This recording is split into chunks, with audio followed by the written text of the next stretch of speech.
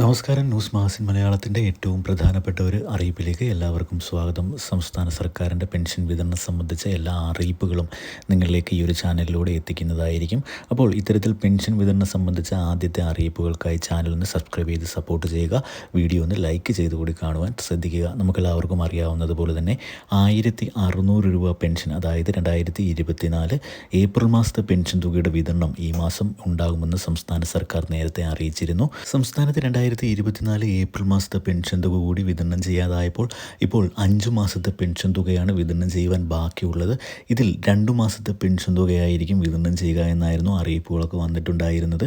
അപ്പോൾ ഇതിൻ്റെ വിതരണ തീയതി ഇനിയും വൈകുന്നത് സംസ്ഥാനത്തെ ജനങ്ങളെ ആകെ, അതായത് സംസ്ഥാനത്തെ 62 ലക്ഷത്തോളം വരുന്ന പെൻഷൻ ഗുണഭോക്താക്കളെ വളരെ ആശങ്കയിലാഴ്ത്തിയിരിക്കുന്ന ഒരു സാഹചര്യമാണുള്ളത്. 2 ആഴ്ച കൂടി കഴിഞ്ഞു കഴിഞ്ഞാൽ സംസ്ഥാനത്ത് പുതിയ അധ്യയന വർഷം ആരംഭിക്കാൻ പോകുമ്പോൾ സംസ്ഥാനത്ത് പെൻഷൻ വിതരണം ചെയ്തു കഴിഞ്ഞാൽ വലിയ ഉപകാരമായിരിക്കുമെന്ന് സംസ്ഥാനത്തെ എല്ലാ ജനങ്ങളും ഒരേപോലെ ആഗ്രഹിക്കുന്ന ഈ ഒരു സാഹചര്യത്തിൽ മുഖ്യമന്ത്രിയുടെ വിദേശയാത്രയും വളരെയധികം ചർച്ചയാകുന്ന ഒരു സാഹചര്യമാണ് ഇപ്പോൾ നിലവിലുള്ളത്. 2024 ഏപ്രിൽ മാസത്തെ പെൻഷൻ തുക മുതൽ കൃത്യമായി എല്ലാ മാസവും വിതരണം ചെയ്യാൻ കഴിയുമെന്ന സംസ്ഥാന സർക്കാരിൻ്റെ വാക്ക് വിശ്വസിച്ച് മെയ് മാസത്തിൽ കഴിഞ്ഞ മാസത്തെ പെൻഷൻ കാത്തിരിക്കുന്ന ആളുകളാണ് സംസ്ഥാനത്ത് കൂടുതലും.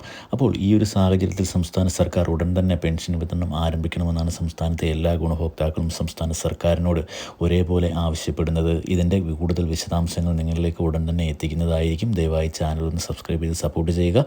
വീഡിയോ ഒന്ന് ലൈക്ക് ചെയ്ത് കൂടി കാണുക. താങ്ക്